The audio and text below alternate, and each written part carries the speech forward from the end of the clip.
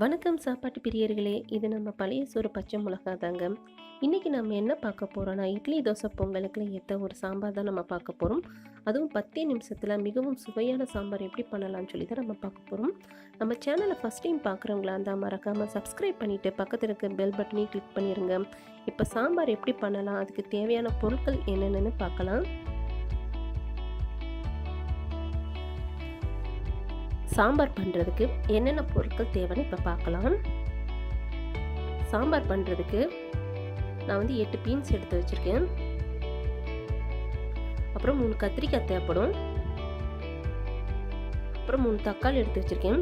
இந்த சாம்பாருக்கு வந்து நம்ம புளி எதுவும் சேர்க்க போகிறதில்ல, புளிப்புக்கு வந்து தக்காளி மட்டும்தான், அதனால் 3 தக்காளி எடுத்து வச்சுருக்கேன். அப்புறம் 50 கிராம் சின்ன வெங்காயம் தேவைப்படும். அப்புறம் ஒரு உருளைக்கிழங்கு, ஒரு கேரட் தேவை. அப்புறம் காரத்துக்கு 2 பச்சை மிளகாய் எடுத்து வச்சுருக்கோம். அடுத்ததான் தாளிக்கிறதுக்கு வந்து 5லேருந்து 6 சின்ன வெங்காயத்தை வந்து சின்னதாக கட் பண்ணி எடுத்து வச்சுருக்கேன். அப்புறம் 3/4 கப்பு வந்து பாசிப்பருப்பு வந்து எடுத்து வச்சுருக்கேன். அப்புறம் 3லேருந்து 4 டீஸ்பூன் வந்து சாம்பார் பவுடர் தேவைப்படும். இது வந்து ஹோம்மேட் சாம்பார் பவுடர் தான். உங்களுக்கு சாம்பார் பவுடரோட ரெசிபி வேணும்னு சொன்னீங்கன்னா கமெண்ட் பாக்ஸில் தெரியப்படுத்துங்க. இதுக்கும் தனியாக ஒரு வீடியோ நான் வந்து போடுறேன். அடுத்து தாளிக்கிறதுக்கு வந்து கொஞ்சம் எண்ணெய் தேவைப்படும். அப்புறம் கடுகு, உளுந்தம் பருப்பு, சீரகம், கருவேப்பிலை, மல்லி இலை, கொஞ்சம் பெருங்காயம், உப்பு, இவ்வளோ தான் நம்மளுக்கு தேவையான பொருட்கள்.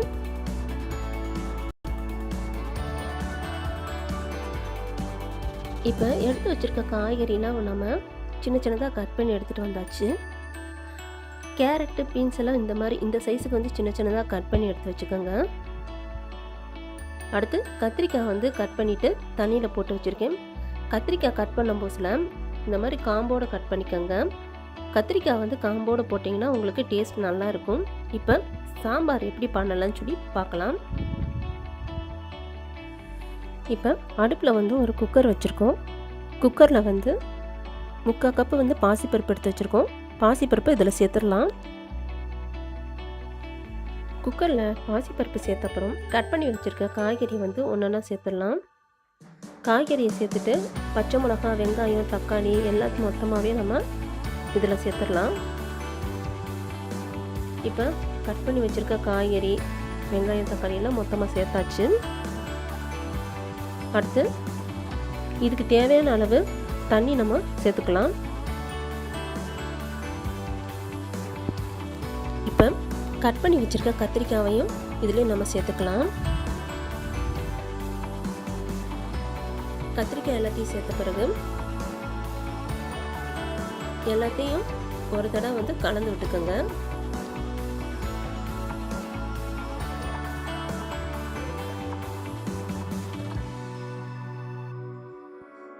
எல்லாத்தையும் கலந்து விட்டுட்டு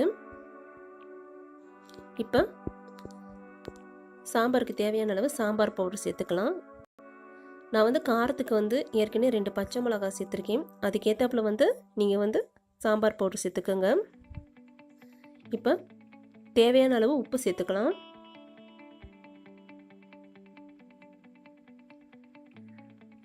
அடுத்து ஒரு 1/4 டீஸ்பூன் வந்து மஞ்சத்தூள் சேர்த்துக்கலாம். இப்போ எல்லாத்தையும் சேர்த்துட்டு ஒரு தடவை நல்லா கலந்து விட்டுக்கலாம். எல்லாத்தையும் கலந்து விட்டுட்டு தண்ணியோட அளவு பார்த்துக்கோங்க. சாம்பாருக்கு எவ்வளோ தண்ணி தேவைப்படும் அதுக்கேற்றாப்புல வந்து தண்ணி ஊற்றிக்கலாம். இப்போ நான் கொஞ்சமாக தண்ணி சேர்த்துக்கிறேன். இப்போ தண்ணி சேர்த்துட்டு எல்லாத்தையும் ஒரு தடவை நல்லா கலந்து விட்டுக்கலாம். கலந்துட்டு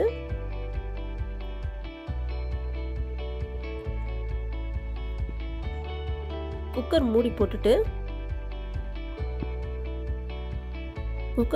மூடிட்டு ஒரு 3 விசில் வந்து வச்சு எடுத்துக்கோங்க. இப்போ சாம்பார் வந்து நம்மளுக்கு வந்து 3 விசில் வச்சு எடுத்தாச்சு. இப்போ மூடியை வந்து ஓப்பன் பண்ணி பார்க்கலாம். இப்போ பாருங்கள், நம்மளுக்கு பருப்பு, காய்கறிலாம் நல்லா வெந்துருச்சு. சாம்பார் வந்து கொஞ்சம் கெட்டியாக வேணும்னு சொல்லி நினைக்கிறவங்க வந்து இந்த ஸ்டேஜில் இறக்கிட்டு தாளிச்சிடலாம். சாம்பார் வந்து இந்த அளவுக்கு வந்து திக்காக இருந்தால் பிடிக்காது. அதனால் அடுப்பை ஆன் பண்ணிவிட்டு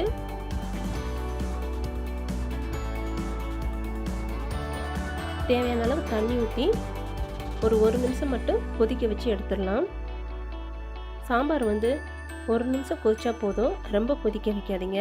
ரொம்ப கொதிச்சிச்சுன்னா பருப்பு வந்து நம்மளுக்கு நல்லா குழஞ்சிரும். அப்போ சாம்பார் வந்து நம்மளுக்கு டேஸ்ட்டு மாறிடும். இப்போ பாருங்கள், நம்மளுக்கு சாம்பார் வந்து நல்லா கொதிச்சிருச்சு பாருங்கள்.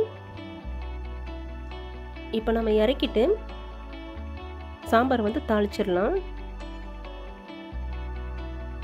இப்போ சாம்பார் தாளிக்கிறதுக்கு ஒரு கடாயில் வந்து கொஞ்சமாக எண்ணெய் எடுத்து வச்சுருக்கேன். எண்ணெய் சூடானா கடுகு உளுந்தம் பருப்பு சேர்த்துடலாம். அப்புறம் ஒரு 1/2 டீஸ்பூன் வந்து சீரகம் எடுத்து வச்சுருக்கோம், சீரகமும் சேர்த்துக்கலாம். இப்போ கடுகு உளுந்தம் பருப்பு சீரகம்லாம் நல்லா பொரியட்டும்.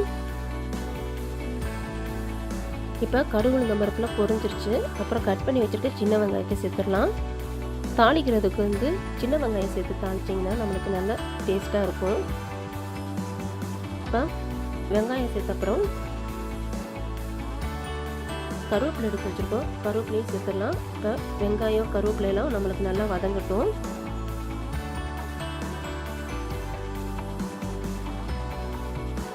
அடுத்து ஒரு 1/4 டீஸ்பூன் வந்து பெருங்காயம் எடுத்து வச்சுருக்கோம், பெருங்காயம் சேர்த்துக்கலாம். பெருங்காயத்தை சேர்த்துட்டு வெங்காயம் வந்து நல்லா செவக்கிற வரைக்கும் நல்லா வதக்கிக்கலாம். இப்போ பாருங்கள், நம்மளுக்கு வெங்காயம் கருவேப்பிலையெல்லாம் நல்லா வதங்கிருச்சு. அடுத்து நம்ம ரெடி பண்ணி வச்சுருக்க சாம்பாரில் இதை எடுத்து நம்ம சேர்த்துடலாம். இப்போ நம்மளுக்கு சாம்பார் வந்து ரெடியாக இருக்குது. அதில் தாளிப்பை வந்து சேர்த்துடலாம்.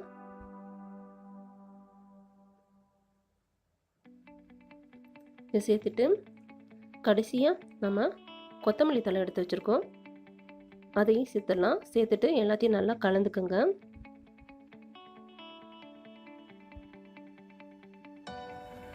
இப்போ இட்லி சாம்பார் 10 நிமிஷத்தில், அதுவும் எளிமையான முறையில் மிகவும் சுவையான சாம்பார் எப்படி பண்ணுறதுன்னு சொல்லிட்டு நீங்கள் பார்த்துருப்பீங்க. இதே மாதிரி நீங்களும் உங்கள் வீட்டில் வந்து செஞ்சு பாருங்கள். செஞ்சு பார்த்துட்டு உங்கள் கருத்துக்களை வந்து மறக்காமல் எங்களுக்கு கமெண்ட் பாக்ஸில் தெரியப்படுத்துங்க.